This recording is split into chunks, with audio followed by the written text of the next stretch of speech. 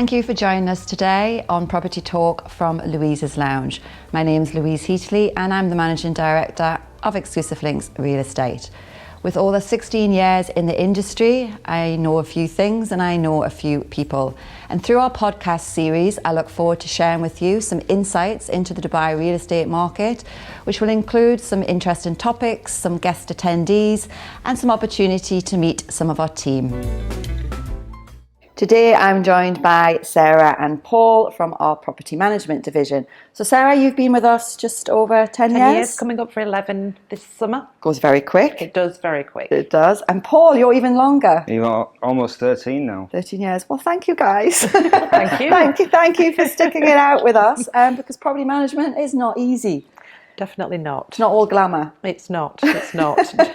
Challenging times, and particularly challenging times over the last 12 months. Would you say? Definitely. This is probably the hardest one we've ever had, and probably the hardest one in the world, I think. Yes, I think with the COVID, the pandemic, the restrictions, we've saw a lot of things happen that we've had to face. So let's look back to sort of March, April time last year. What type of things did we encounter? Well, obviously, I don't think any of us realised just the impact that it would have. Myself, I'm just thinking, it's just something that will pass. We thought maybe a month lockdown and it'll be fine and everything will get back to normal.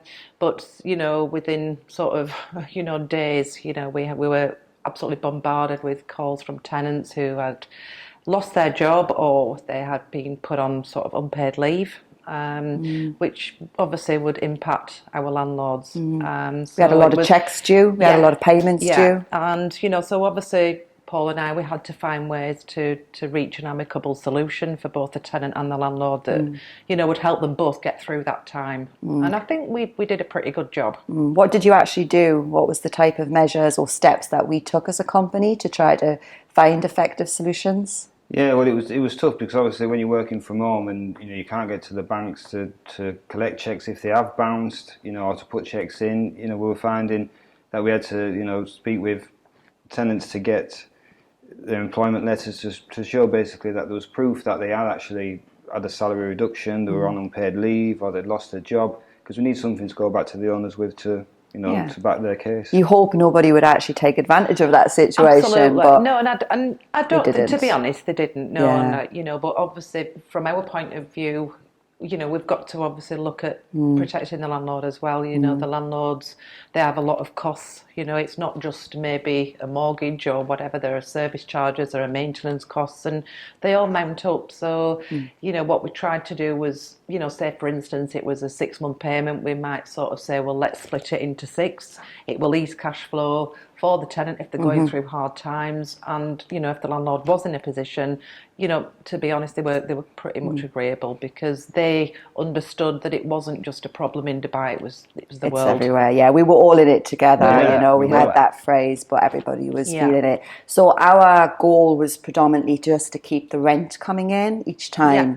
If we could, wherever. And I think a lot of people see owners who have properties and don't realise that. Likewise, they also have to have the rent in order to cover their costs as well. Yeah, for sure. So obviously, you did a great job. We kept in touch with Zoom. Very proud of my team during that time. It's all plugged together. And of course, we had cases where the restrictions were there and people couldn't move out. I remember we had a lot of people due to move out in the April. Yeah. So what did we do? We're due to go and do handbacks. We wanted to do inventory checks and we couldn't come out of the house. No. What did we do in those cases? So the contractors that we have great relationships with, they kind of helped out during that lockdown period. So the tenants could vacate. I think some of them, some of the buildings were allowing them to vacate because it was classed as essential. So the contractors were going. They were leaving the keys in a safe, secure place that they had informed us where to find the key. The contractor would go, check the apartment, make sure everything was switched off so that it was safe and secure. Great. And that was the only way we could actually. That's where relationships and partnerships actually really came into effect. We could physically get there ourselves and check it. You know what I mean? Yeah. Because there was, with the measures that were in place, as it was slowly lifting, people were allowed to move out, but during the actual lockdown, we weren't allowed to, obviously anybody to move out, and we couldn't, enforce anybody to move out, if they were struggling. That it was just everything was on freeze. Did we do extensions? Did we just collect small amounts of rent, so just to kind of combat that delay in actually moving out? Well, if the contract contract was coming to an end, we sort of in a proactive way, your suggestion, we did contact those tenants and said, well, do you want to stay for a month? And I would say 90% of them did actually stay for another month. Yeah. And they did pay for the extension, but it obviously helped them and it also helped the landlord. Served two purposes. Of course I think it did, huge part of our job is to find that win-win solution between two parties.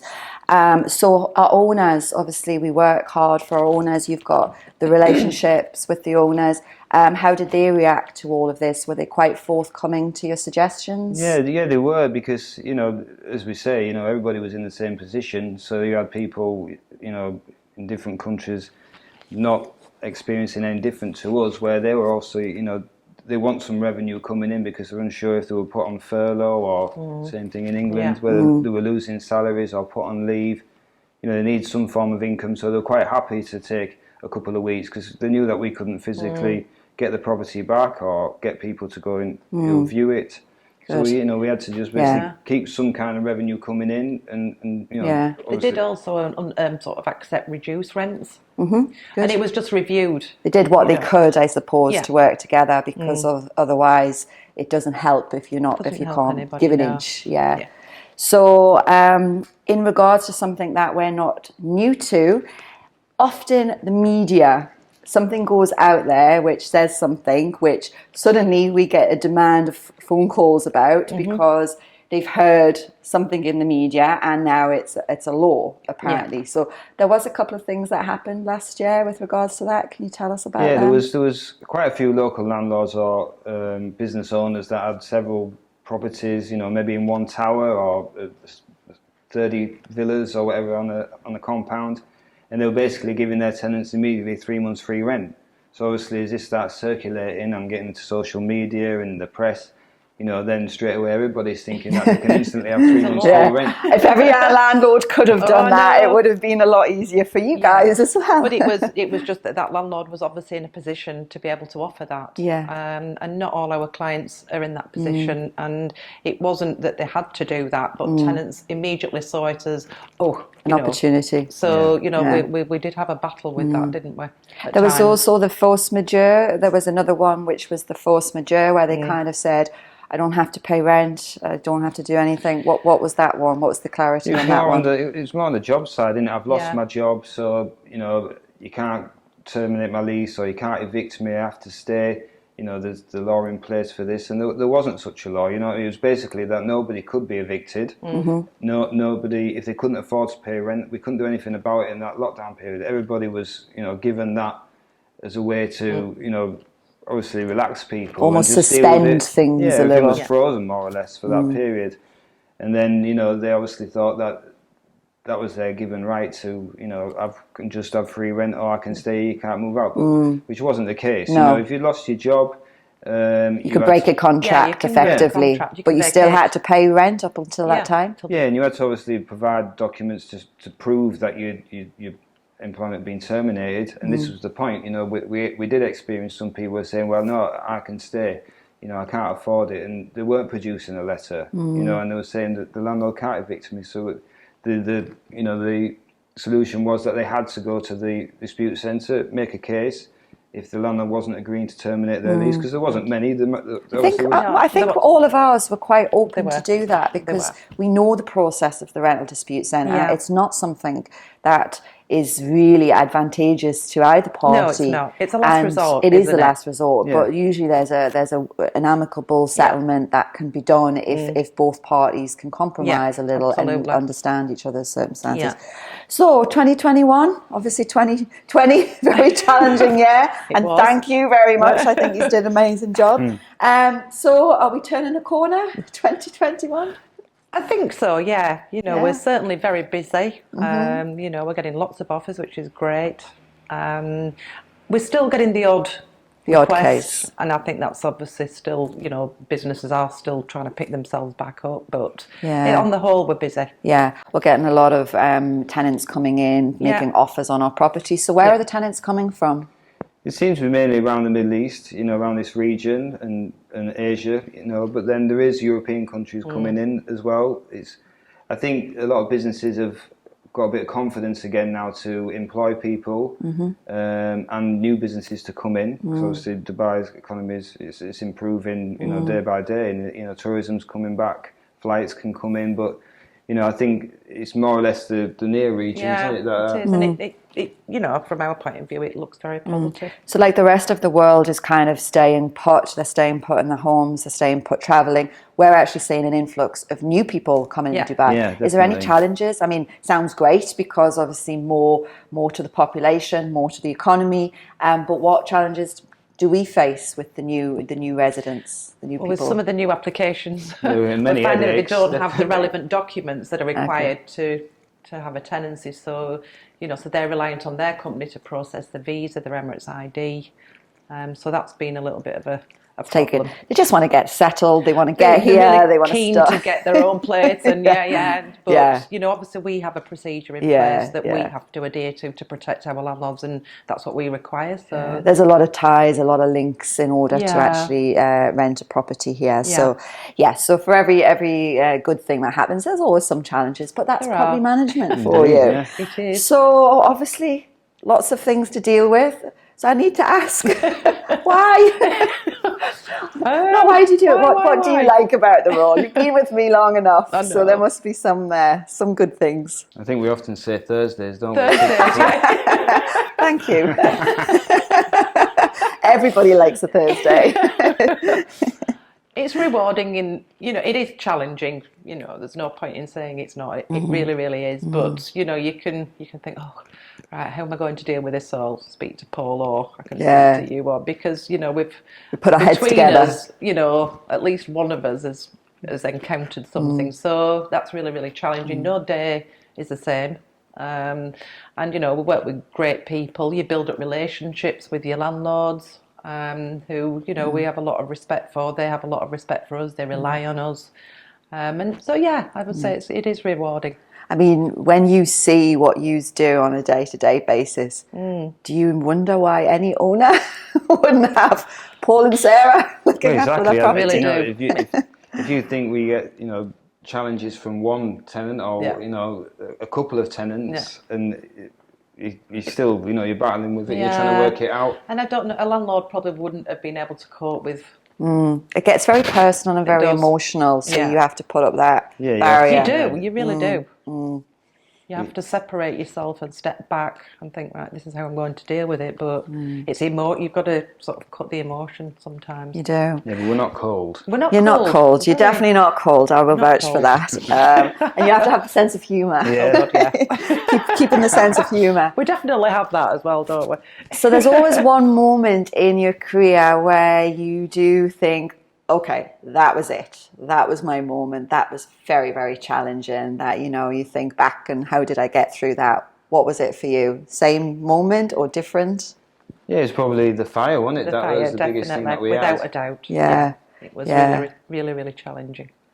So with the fire, obviously in one of the buildings, and it came through early in the morning. It was actually... It was a Friday Laura night, who messaged me, and she just said, "Have you seen the news? Yeah, the we all got building's woke on up. fire." Well, and then you're bombarded because obviously the time difference, and a lot of our clients are in the UK and what have you, and it's on WhatsApp. Is my apartment okay? Because they didn't have a clue. All they saw was the Sky News. They on the phone to you straight away as soon as UK opened. It's 4 o'clock. I think at the time we were managing over 200 units, weren't we? So and it was just scary for everybody. I remember we made like a little command centre almost. We all got to the office and we just were like fighting fires and just talking. And I think huge part of your job is that communication because we weren't in a position to give any news until our properties had been checked. And obviously we also had to deal with that going into the properties. I even had one couple that were our tenants had them at my house because Yeah. they didn't know where they were going. They were only took in the them home? pyjamas, yeah. Oh, So they were with me for like best part of a day until we could get back in because they didn't know if they could go in You weren't their allowed apartment. in, Didn't yeah. know if it had been, burnt and what was left. Yeah. So we had to wait until we had information. Yeah. But yeah, they stayed with me for about 8 hours. I think it's also the testament to the team when you do all step up and you do that. And a lot of Yeah. the buildings surrounding there also held support They did, and yeah. to see communities come together. But we had a lot of cases where we had to do the tenancy terminations, and I think for the owners, your support and your backing at that time Well, was they paramount. didn't have to travel to Dubai. We basically dealt with everything for them. Yeah, well, that's it. With our license, Yeah. we can deal with all the government's departments, and we have that relationship with the building management. That we can get information quick, and basically and be proactive. Yeah, You know what to do, and you have the connections, and you're on the ground, Yeah. and you've got the experience. So But I yeah, think- well done in dealing with that. Let that Well, be I the think last, please. The landlords were really appreciative. They were, yeah. I know. think they realise what the service is Yeah. about Yeah. and what you're paying for. Exactly. You definitely justified it Yeah. at that time. So think yeah. we did. We did think that would be the hardest thing we'll ever have to do, and then somebody throws in a pandemic. let's see what happens dare next they? year. Can we have a quiet year, Yeah, can we have a 2021, quiet please? year? Yeah, Busy, but please. can we have a quiet year? That would be nice. So like we always like to do, because we want we want people out there to get to know our team. So tell us something, Paul, about you that maybe some of our audience does not know. Well, yes, some of our owners, they do know, and they have seen me actually perform. They've witnessed. Yeah, In action. I think they were quite surprised. They weren't expecting it. But yeah, I used to be a professional musician before I was working with a company. So I've travelled the world. I've played big venues, little venues, aircraft carriers outside in the middle of the Indian Ocean while a war was going on, and then end up here. Met somebody when I was finishing a contract, and then obviously decided to stay because it's a nice place, obviously. So you had to grow up when you got married and give up the musician I lifestyle. wouldn't say grow up because I did it all on my own. You look a little bit like a musician. We will someday get him in front of the camera and get that haircut. It was short when I started. He doesn't have time. He's working too hard. No, it's very interesting, and you still managed to get some gigging out there, and as you say, some clients, and we've all come to see you. Yeah, we have. No, very good. Still get out there. Whatever. And Sarah, what about you? Oh, I'm not half as interesting as Paul. I really am not. I'm sure you've got lots of interest, but what can you tell us? Just more of a personal achievement. So obviously when I came to Dubai, well, they call it the Dubai Storm, but I put on the Dubai 3 Storm. We've So I all went done a little that. bit further than everybody else. And then 4 years ago I thought, do you know what? I really need to do something about this. And I kind of started this fitness journey. And I'm quite addicted to it now. So I get up at 5 o'clock in the morning 4 days a week. Oh, wow, gosh. I've lost 45 pounds, maybe a little bit more. Wow, that's amazing though, Totally isn't it? changed the way I eat, the way my lifestyle. I still enjoy myself, but I've just completely changed. Yeah. And Does it help with your stress? It does. It does, and I do feel much better and much better prepared for the day. Getting up at 5 can be hard sometimes, but it does me the world of good. Getting ahead mentally and physically, and I did win a challenge, and I think for somebody of my years, I was quite proud of myself, and I'm hoping that when I do eventually retire from Dubai, wherever I end up, I would like to take it up and do it as a sort of a little hobby or something. So yeah. Oh no, well done for you, and well done for you. sticking it out. And we won't have any fitness challenges with the company. Thank you. No, not a good idea. We already know. We already know who's going to win. I have when we've been out in the field. She has squatted in lifts. Keeps it going. Very addicted. Relieving the stress. I know. Well, good. Thank you guys for joining us on our second Thank you for having podcast. us. I know you prefer to be in the action and behind the scenes, but I appreciate it, and thanks for giving some insight into the property management. Thank you. Thank you. Thank you for tuning in and listening to Property Talk from Louise's Lounge, and I hope you enjoyed the chat. If you have any suggestions, any comments, any topics you would like to suggest for future episodes, we would love to hear from you.